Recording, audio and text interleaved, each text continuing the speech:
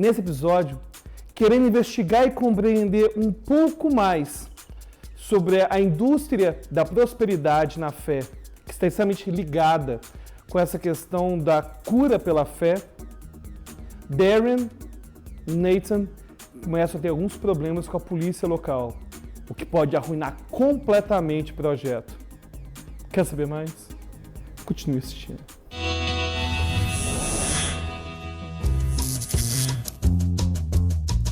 It's our first morning in Dallas, where we've come to try and expose what I believe to be the truth behind the devastating world of faith healing. With Peter and the PR company out of the picture and the healing event only a week away, the enormous task of promoting Pastor James's mission now falls to us. So we've had some flyers printed up. We have James here, who we're passing out the flyers for. Hey. This is Nice to meet you. In the hotel lobby, Pastor James meets some people we've hired to hand out our flyers, but of course they don't know our true agenda. I would like you to lead us in a prayer. You guys are more than welcome or not to join in. Yeah, would you like to? Yes. Okay.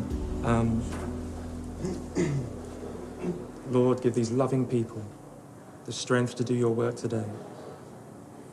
Let them be messengers of God, not of man, of God. And may your word come to as many as you see fit. Amen. Amen. Amen. Okay. Thank you so much. You feel good? Have a good day, guys. Having been inspired, they take to the streets with our flyers to publicise the event. But rather worryingly, back at the hotel, Nathan already seems to be finding the deception harder than he imagined. There's going to be a lot of this. The worst bit of it is someone putting faith in somebody, and that somebody's me. And I'm not what they think I am. Join the UK's Pastor James Collins and guests at the Lakewood Theatre for a unique healing event. Meanwhile, the flyering continues and a local radio station puts out some ads to reach a larger audience. Log on now, giftsofthespiritministry.com. At the end of our first day in Dallas, we go to visit Ole Anthony and Pete Evans, who know the truth behind our mission. They run the Trinity Foundation, a group of Christians who investigate fraud committed by faith healers and televangelists. Who are you? Hello, I'm Derren. You're Derren. You're the leader guy. They've been instrumental in a number of high-profile TV exposés and are regularly used as consultants to the US government. As one of the founders of Trinity, Ole has enjoyed being the scourge of the televangelist movement for the last 30 years. I was known as the Antichrist when we started working for the Senate Finance Committee. Now I'm promoted. I'm Satan incarnate. We've come to glean any last-minute advice that Trinity may have to help us achieve our goal, and also for Nathan to find out firsthand the scale of the deceit here in America. I asked Ole what motivated him in his crusade. He recounted the story of a phone call he says he received from a woman right after she had seen him on TV successfully exposing a televangelist. She had a 13-year-old daughter that had multiple sclerosis. And there was a testimonial. They had these pre-produced testimonials where a woman had made a $1,000 vow of faith and supposedly was healed of multiple sclerosis. Of course, it was an actor that did it. And so she, unbeknownst to her mother, over the course of a year, paid off the $1,000, mostly from her grandmother. So at the end of that year, when she finally paid it all off, she wasn't healed, she was far worse. She called the man of God that told her that she would be healed. And he told her that the reason she wasn't healed is that she had secret sin in her life. And this little girl, now 14, went in the backyard and she poured a can of gas on herself and literally committed suicide. And the mother just begged me to do something about this. We are so sickened by what we see these guys taking advantage of people, that if you're successful in teaching this guy that you took off the street, quote unquote, to do the same thing that they're doing, there couldn't be a better example to show how foolish these people are to continue to supporting these idiots. You've got to be a hypocrite for a while so that the reality can be shown. Otherwise, this project will fail, because you're the key. We'll do everything we can to help you. Huh? We had decided before leaving our hotel that it would be useful for Nathan to deliver an informal sermon to a few members of the Trinity Foundation for them to cast their critical eyes over his performance. However, when it came time to set up for this, it transpired that Nathan wasn't at all happy with the lack of prep time he'd been given. I think we need to do a little bit of consulting Nathan about what you want to do, because otherwise I'm just going to be fucked off, and then it's not going to be very good. So it's really up to you. But this isn't a situation with a... Look, I'm saying it is, so that's all that matters until you convince me otherwise. I didn't do this for any other reason except for when you guys asked me, I would have said no. I said, is this serious? Are we going to do this properly? I'm not an idiot. I'm going to do what I think's right at the end of the day. At the moment, we're all trying to do the same thing. We're all trying to get by. Don't worry about it. Monkey will perform, and that's it. Monkey will perform, done.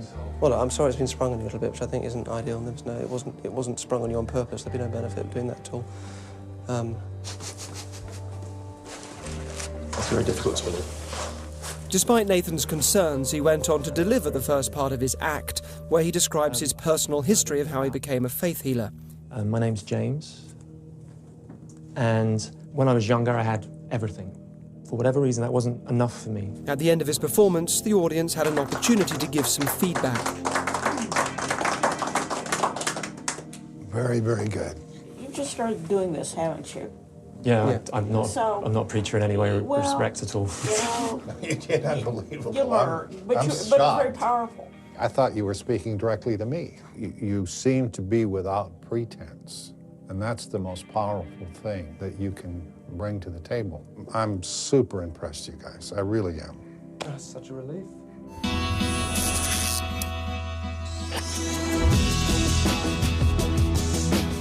At the hotel, Nathan and I do some more work to give his preaching power and punch. You cannot fill that God-shaped hole with money. And in your head you're going, oh yeah, as you walk away. And that preacher said to me, you cannot fill that God-shaped hole with sex. And that preacher said to me as he looked down the barrel of that television camera into my heart, you cannot fill that God-shaped hole with drugs. So that last, with drugs, it's just like literally, don't put any emotion into it. It's just like somebody's shown you two words and you're reading them out. So hole, pause, with drugs, but quiet. Do you want to just give it a stab? So be very clear. That preacher said to me, and that preacher said to me, you cannot fill that God-shaped hole with sex. I can see Nathan keeps getting better, but I still don't know if his performance will be strong enough on the night to create the effects we need. You cannot fill that God-shaped hole with... Fuck. After the training session, we leave to do some more promotion for the event. And to maximise what little time we have left, with flyers in hand, we head to the Dallas Cowboys Stadium to drum up some more interest. If you like, I'll say a prayer that your team does well. I can't say it's going to win. I can only ever ask for things to do well. Yeah? And later on, we pound the streets downtown. Just having a revival next week, and if you'd like to come along, it'd be fantastic. After a long day, and with the temperature dropping, we take our jet-lagged bodies home to bed.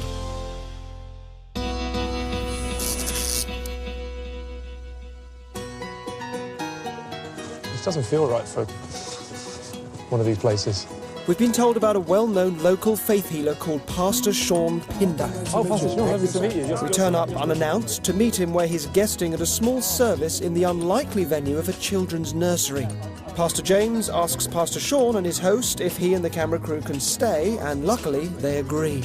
So Nathan takes his place at the back of the room to watch at first hand a genuine healing service.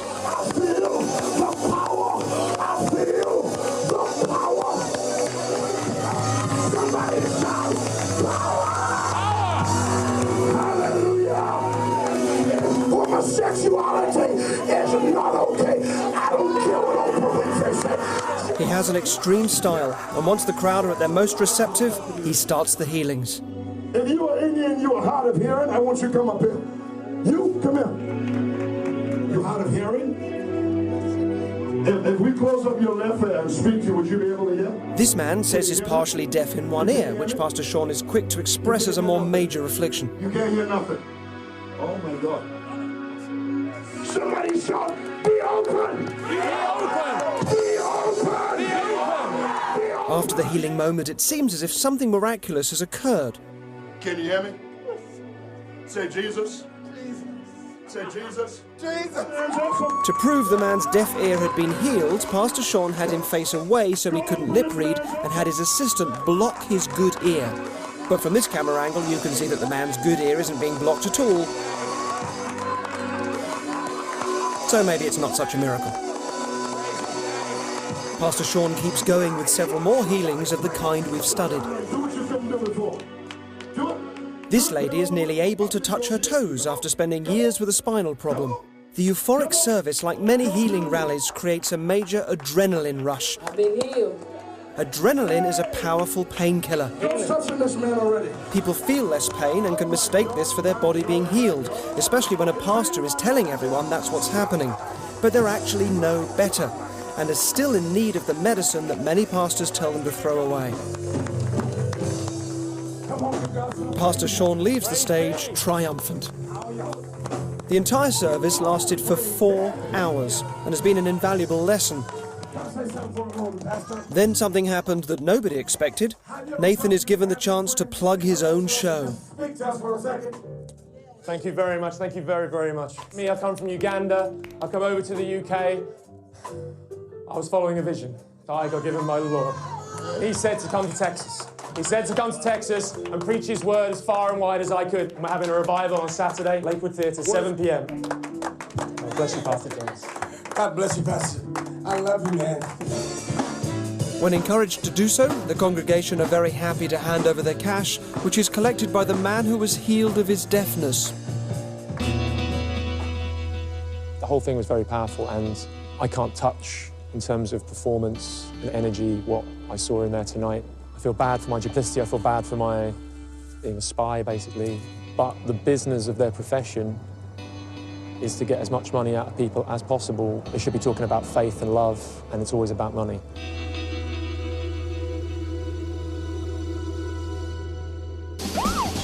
So we've just come up against the kind of security that these people have at Derren, D-E-R-R-E-N, Brown. And we may not have a show at all on Saturday.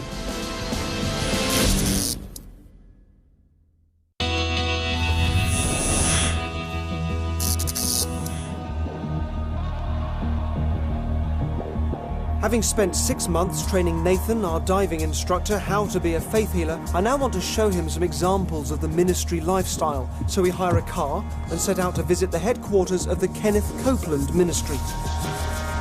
Copeland's unflinching and dynamic style is typical of preachers in the prosperity gospel movement that's closely allied to faith healing.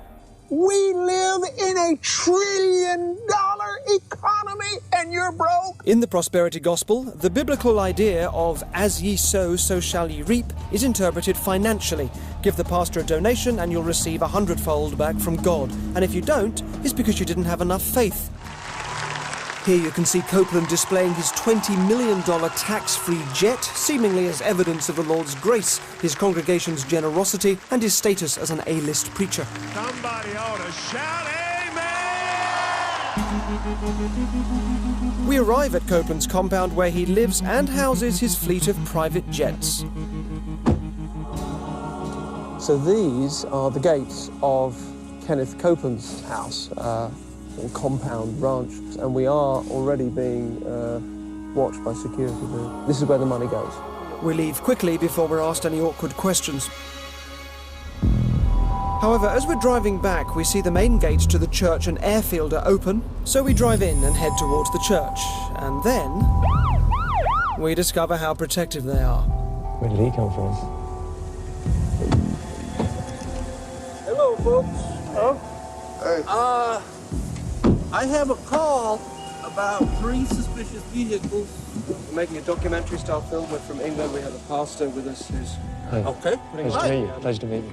The local sheriff has been called by Copeland's security team, and after some questioning and discussions with them, the sheriff takes details from some of our passports. Derren, D-E-R-R-E-N, Brown. We're concerned to see that this information is then openly shared with Copeland's private security. Security has told me that they've spoken to this gentleman at least twice, about filming. No, I'm not having that because that's not true. As the security personnel for the ministry, they have the authority to do this. I will issue each of you, in one big group deal, a criminal trespass warning. Which means if we set foot on Copeland's property within the next 12 months, we will be arrested immediately. So we've just come up against the kind of security that these people have. The worry, though, is now they've taken our details. If they Google me, they can find out what it is that I do and where I come from. If they search for you, they can find out that that isn't your real name. They've also got our details for the show. The concern is now they could work out what we're doing, and we may not have a show at all on Saturday. That's our concern. Faith healing doesn't just affect those in pursuit of a miracle. John Edwards was a practicing preacher working apparent miracles at his ministry. His daughter died, aged 14, from a brain tumour, after he delayed seeking medical help, believing instead that God would heal her. After 10 years, he became disillusioned with faith healing and bravely told his congregation the truth. I asked him about some of the healing techniques being used. What you do is you start pumping the meeting. We're having a healing meeting. So-and-so, evangelist so-and-so is going to be here this week. If you know someone that's sick, get them here, they're going to get healed.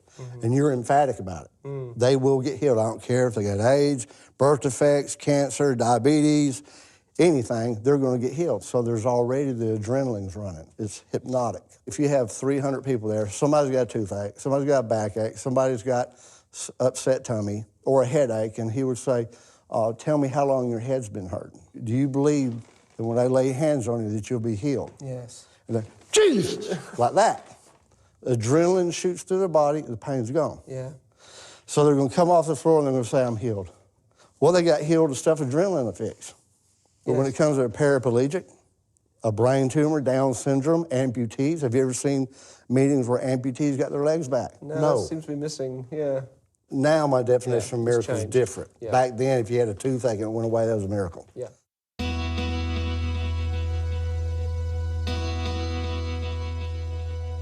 This is so difficult. This is so difficult. And I keep having to remind myself that it's important. People throw away their medicine and they die because they believe these people are healing them. People give their last penny to this movement, money they can't afford. People that don't get healed are told to blame themselves because their faith wasn't strong enough. When I speak to people that have had first-hand experience of how nasty that world can be, it keeps me going. It reminds me that it is important. We're halfway through our US adventure. Nathan's hardly had a chance to let his hair down, and today's his birthday. So we throw a surprise party in my luxurious low-ceilinged suite, complete with tacos and real American champagne. It's a welcome bit of light relief for everyone, and Nathan can leave Pastor James at the door and spend a couple of hours just being himself.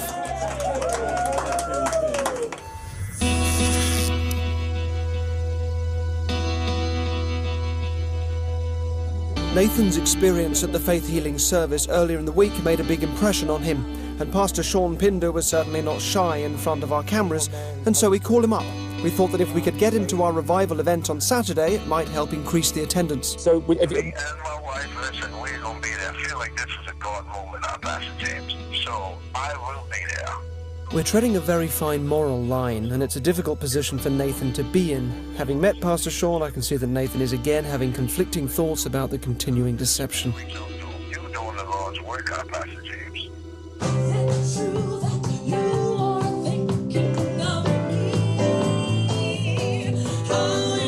We've arranged a rehearsal for Nathan and the musicians involved in the show.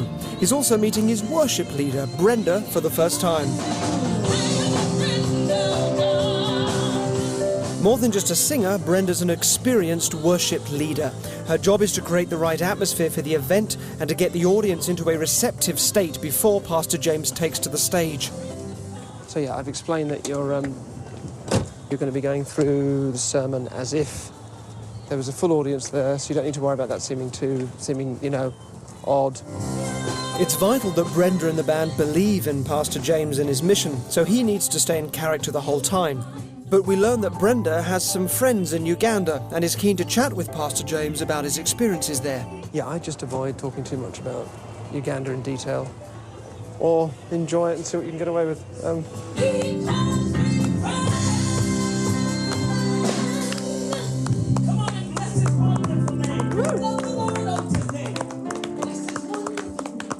I spent the good part of the last 10 years in Uganda. Nathan is hitting the Ugandan issue straight on, which may be an overconfident move.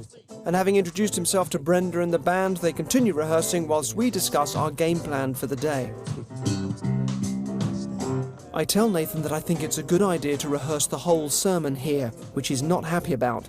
And despite being in full view of everyone, a difficult exchange ensues. We're here for one thing, just to get a sense of the musical company. So it is a good idea, and that's what... Do you want me to fall apart and be shit, or do you want it to be good? No, I just want you just to bump through that a little bit. Unbelievable. This is unbelievable. You guys keep changing stuff.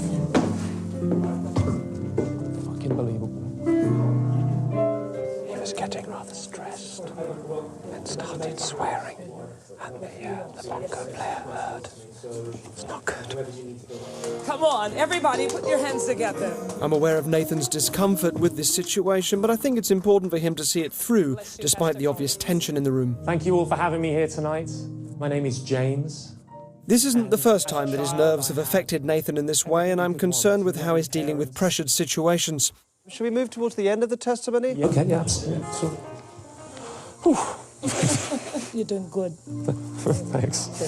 At least somebody thinks so. After the rehearsal, I talked to Nathan in the car park about what had happened. How are you feeling in yourself after that? They must smell that something's a bit odd about all that. When we were having that conversation about whether you were going to give a little bit of the prayer section or not, and you were getting quite stressed about that, and you ended up going, it's fucking unbelievable. And you were seen doing that, and the bongo player kind of saw you. Don't make out one time I blow up. Just don't keep pushing something that we've agreed on. And that was what we were talking about. You can't say this is fucking unbelievable in front of the band. You can't do that, mate. If there's something you don't understand, you go, look, should we have a chat about this? You remain in character. We agreed on something, and then you seem to change that again just before I'm about to go on. Yeah. As if the pressure of the situation is going to make me do whatever and you want. And I agreed yeah. what I was going to do, then you changed it. Yeah. If you do that just before I go on, then you're not going to get a very good performance, are you? If that happens again, if you feel there's a conflict, for whatever reason, we've spoken about it, something's changed, don't whatever. Create the conflict is the answer. There's going to be a lot of conflict. We've got 2 days. There's going to be a lot of conflict between now and Saturday. There's going to be a lot of stress. You have to handle that stress. And if you can't... Derren, this whole thing is stressful. This whole thing is a weight. Yeah. So I've handled it all the time. But if you're going to push me to the nth degree, then I'm either going to leave the building and not do this at all, or we can do what we agreed instead of changing it at the last moment, because that is just... I don't understand how you think that's going to help me do this well. You feel that healing power. You feel that healing power. Can you feel that? Yes. Feel it. What's it like? What does it feel like? It's a tingling feeling in my leg, man. Nathan está com os nervos à flor da pele. Não apenas por estar infiltrado nessa indústria de cura pela fé, mas também por estar cada vez mentindo mais e mais e se relacionando com pessoas que ele não para de enganar. Agora, no próximo episódio, que você não pode deixar de assistir, o show está prestes a começar. Faltam os últimos ajustes. E Nathan vai às ruas para poder treinar a abordagem das pessoas e a cura nas ruas das pessoas. Gostou do vídeo? Clique em gostei, inscreva-se no canal, compartilhe. Até a próxima. Obrigado por assistir a mais esse vídeo. Quer aprender mais sobre hipnose?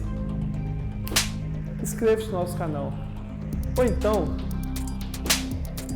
clique aqui e assista outro vídeo. Até a próxima.